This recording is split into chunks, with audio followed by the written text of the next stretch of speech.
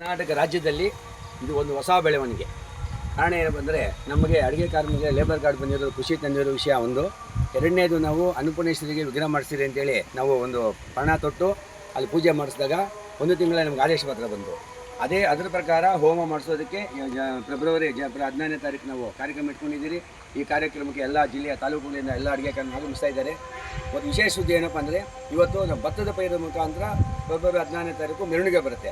ಆ ಭತ್ತದ ಪೈರನ್ನು ಬೆಳೆಸೋ ವ್ಯಕ್ತಿ ಯಾರಪ್ಪ ಅಂದರೆ ಒಬ್ಬರು ರೈತ. ಆ ರೈತ ಹೆಸರು ವೆಂಕಟಚಲಪತಿ ಅವರೇ. ವೆಂಕಟಚಲಪತಿ ಅವರಿಗೆ ಇವತ್ತು ಇನ್ನೊಂದು ಹೊಸ ಒಂದು ನಾವು ಸುದ್ದಿ, ಇಡೀ ರಾಜ್ಯಕ್ಕೆ ಒಂದು ಸ್ಟೇಟ್ಮೆಂಟ್ ಕೊಡ್ತಾ ಇದ್ದೀರಿ. ಒಂದು ಹೊಸ ಸುದ್ದಿ ಇದು.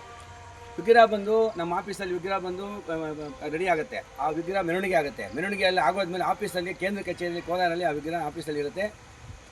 ಮಾರ್ಚ್ 13ನೇ ತಾರೀಕು ಪ್ರತಿ ಶುಕ್ರವಾರ ವಿಗ್ರಹಕ್ಕೆ ಪೂಜೆ ಆಗುವ ಮುಖಾಂತರ ಅನ್ನದಾನ, ಉಚಿತ ಅನ್ನದಾನ ನಾವು ಏರ್ಪಡಿಸ್ತಾ ಇದ್ದೀರಿ. ಇದು ಹೊಸ ಘೋಷಣೆ. ಇದು ಎಲ್ಲ ಅಡುಗೆ ಕಾರ್ಮಿಕರು ಇದಕ್ಕೆ ಸಹಕರಿಸಬೇಕಾಗಿ ವಿನಂತಿ.